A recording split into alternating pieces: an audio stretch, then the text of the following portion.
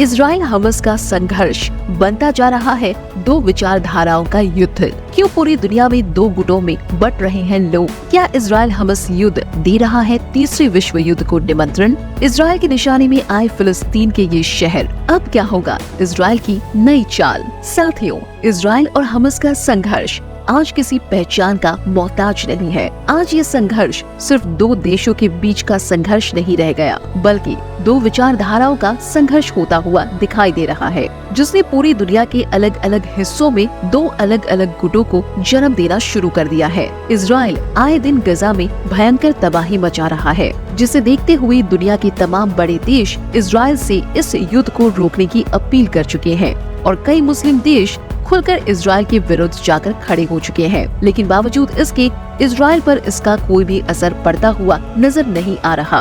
क्या इजराइल के प्रधानमंत्री बेंजामिन नेतन्याहू के इस नीति से जन्म होगा तृतीय विश्व युद्ध का? पूरी जानकारी के लिए बने रहे वीडियो के अंत तक। दोस्तों, किसी ने सोचा ही कहा है कि गोली नाम और पता पूछकर किसी को अपना निशाना नहीं बनाती, बल्कि बंदूक से निकली गोली मासूम हो या कसूरवार हर किसी को अपना निशाना बना लेती है। बीते 40 दिनों से इजराइल और हमास के बीच भयंकर जंग छिड़ी हुई है और हर एक बीते दिन के साथ ये जंग और भी विराल रूप लेते हुए जा रही है। जहां एक और इजराइल के प्रधानमंत्री बेंजामिन नेतन्याहू ने साफ कर दिया है कि वो हमास को पूरी तरह मिट्टी में मिला देंगे, तो वहीं दूसरी तरफ हमास भी अपनी खुफिया रणनीतियों से इजरायली सेना को मुंह तोड़ जवाब दे रहा है। लेकिन इन सब के बीच इजराइल और हमास के बीच चल रही इस भयानक जंग का असर फिलिस्तीन के आम लोगों पर सबसे ज्यादा और सीधे तौर पर हो रहा है। सच है कि बारूद उसकी रेंज में आने वाली इमारतों के साथ साथ वहां रह रहे सभी लोगों को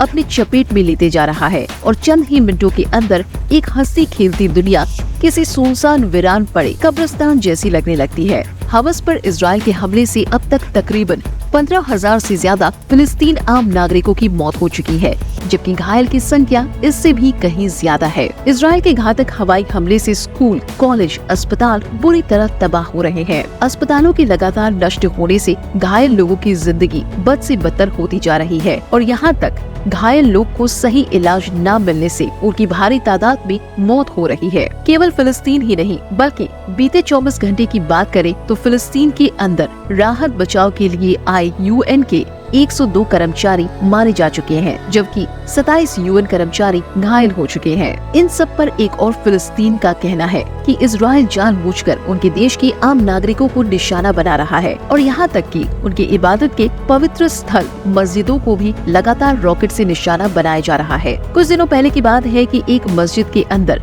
जब 50 लोग नमाज पढ़ रहे थे, तब उस मस्जिद के ऊपर इजरायली सेना द्वारा बम फेंका गया और चंद ही मिनटों के अंदर वो मस्जिद पूरी तरह धाराशाही हो गया और साथ ही उसके अंदर मौजूद बेकसूर लोग भी इस हमले में मारे गए। ये मानवता के नाम पर एक बहुत बड़ा कलंक है। तो वहीं दूसरी ओर इजराइल का कहना है कि हम सिर्फ उन्हीं जगहों को निशाना बना रहे हैं जिन जगहों पर आतंकवादी छुपे हैं। हमारा मकसद हमास के आतंकियों को खत्म करना है, न कि फिलिस्तीन के नागरिकों को। लेकिन फिलिस्तीन सरकार के हवाले से आई रिपोर्ट का कहना है कि हमास की आड़ में इजराइल जानबूझकर हमारे आम नागरिकों को नुकसान पहुंचा रहा है। सोशल मीडिया पर ऐसी काफी वीडियो निकलकर सामने आई है, जिसमें देखा गया है कि इजरायली सेना की ओर से रिफ्यूजी कैंप्स पर लगातार बम बरसाए जा रहे हैं, जिसमें सिर छुपा रहे बेगुनाह लोग मारे जा रहे हैं। गजा पट्टी, जिसकी आबादी सिर्फ और सिर्फ 22 लाख के आसपास है, वहां मरने वाले की संख्या 12,000 क्रॉस हो चुकी है। जो बड़ी बड़ी इमारतें कभी गजा की शान हुआ करती थी, आज वो सभी इमारतें पूरी तरह मलबे के ढेर में तब्दील हो चुकी है। ये चीखते पुकारते लोग जिन्होंने अपने अपनों को खो दिया है, किसी ने माँ खोई है, तो किसी ने अपने सिर से पिता का साया खो दिया है, तो किसी ने अपने बहन और भाई को खोया है। इजराइल की ओर से गजा पर लगातार हो रहे हमलों से 1000 लोगों के घर तबाह हो चुके हैं, जिस वजह से बेसहारा लोग रिफ्यूजी कैंप्स के अंदर सिर छुपाने पर मजबूर हैं। लेकिन अगर रिफ्यूजी कैंप्स में ही बम जाकर फट जाए तो जीती जागती जिंदगियों का मातम में तब्दील होना तय है। इस खबर को सुनकर आपको लग रहा होगा कि ये पहली बार हुआ होगा जब इजरायली सेना ने रिफ्यूजीज को निशाना बनाकर हमला किया है, बल्कि ऐसा इससे पहले भी कई बार हो चुका है। बीते 40 दिनों में कई बार इजरायली फिलिस्तीन के रिफ्यूजी कैंप्स को निशाना बनाकर हजारों बेकसूर लोगों की जान ले रहे हैं। अब सवाल ये उठता है कि इतनी भीषण तबाही के बाद इजराइल का ये मिशन रुक जाएगा? तो इसका जवाब है कि ऐसा होते हुए फिलहाल तो नजर नहीं आ रहा। सूत्रों के हवाले से खबर आई है कि इजराइल आने वाले कुछ दिनों के अंदर फिलिस्तीन के कुछ और शहरों को अपनी रडार में लेने की योजना बना रहा है, जिसमें फिलिस्तीन का एक बड़ा शहर जेनिन शामिल है। जेनिन फिलिस्तीन का एक बड़ा शहर है।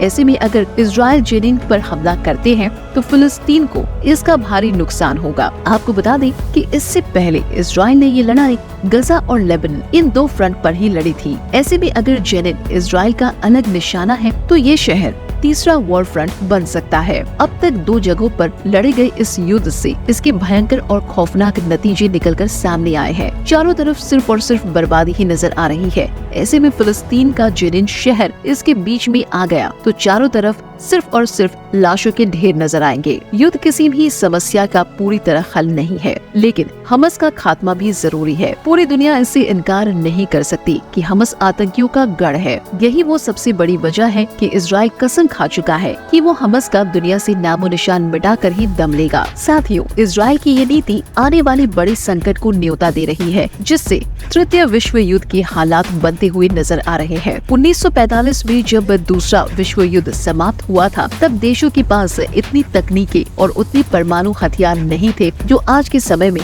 बड़े बड़े शक्तिशाली देशों के पास है। लेकिन बावजूद इसके तब भी बहुत भारी मात्रा में लोगों की मौत हुई थी। तब अमेरिका ने जापान के हिरोशिमा और नागासाकी नाम के शहरों पर पहली बार परमाणु बम गिराया था, जिसका असर आज भी देखने को मिलता है। आज के परमाणु हथियार तब के परमाणु हथियारों से कई गुना ज्यादा संख्या में और बेहद असरदार है। आज के परमाणु बम बड़े बड़े देशों को भी गहरी क्षति पहुंचाने में उसे प्रत्यक्ष और आर्थिक रूप से पूरी तरह निस्तानबूद करने के लिए काफी है। आज परमाणु बम से लैस एक मामूली मिसाइल भी मुंबई जितने एक बड़े शहर को कुछ मिनटों के अंदर कब्रिस्तान में बदलने के लिए काफी है। ऐसे में आज अगर तृतीय विश्व युद्ध होता है तो इससे इजराइल और फिलिस्तीन ही नहीं बल्कि पूरी दुनिया को इसका गहरा खामियाजा भुगतना पड़ेगा। भविष्य में होने वाले इसी आशंका को देखते हुए अमेरिका और ब्रिटेन जैसे बड़े देश भी इजराइल से इस युद्ध को रोकने की अपील कर चुके हैं। ये युद्ध सिर्फ 2 देशों के बीच का युद्ध नहीं रह गया, बल्कि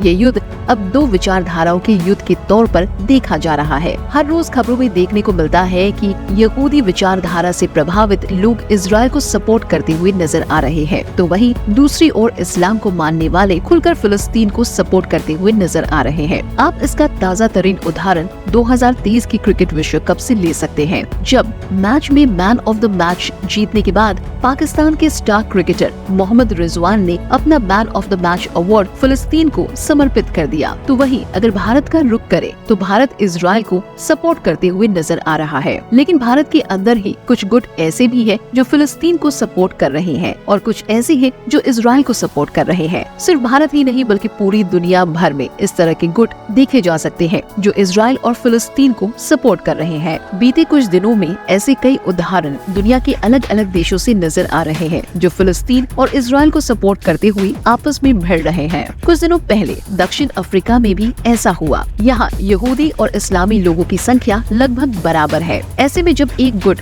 फिलिस्तीन को सपोर्ट कर रहा था और दक्षिण अफ्रीका के केप टाउन शहर में रैलियां निकाल रहा था, तब वहीं पर यहूदियों का एक ग्रुप इनसे टकरा गया जो कि इजराइल को सपोर्ट कर रहा था। ऐसे में इन दोनों गुटों के बीच भयंकर झड़प हो गई और जब ये लड़ाई तेज हो गई तो पुलिस को बीच में आना पड़ा और किसी तरह पुलिस ने इस स्थिति को कंट्रोल किया। क्या होगा आने वाले दिनों में? क्या इजराइल और हमास का ये संघर्ष तीसरे विश्व युद्ध को निमंत्रण देगा? इस पर आपकी क्या राय है? हमें कमेंट करके जरूर बताएं। बाकी दोस्तों, हमारी आज के इस वीडियो में बस इतना ही। वीडियो अच्छी लगी हो तो लाइक और शेयर जरूर करना और अगर आप हमारे फेसबुक पेज पर नए हैं तो पेज को फॉलो भी जरूर करना। मिलते हैं जल्दी ऐसे ही एक और इंटरेस्टिंग वीडियो में। तब तक के लिए गुड बाय, जय हिंद।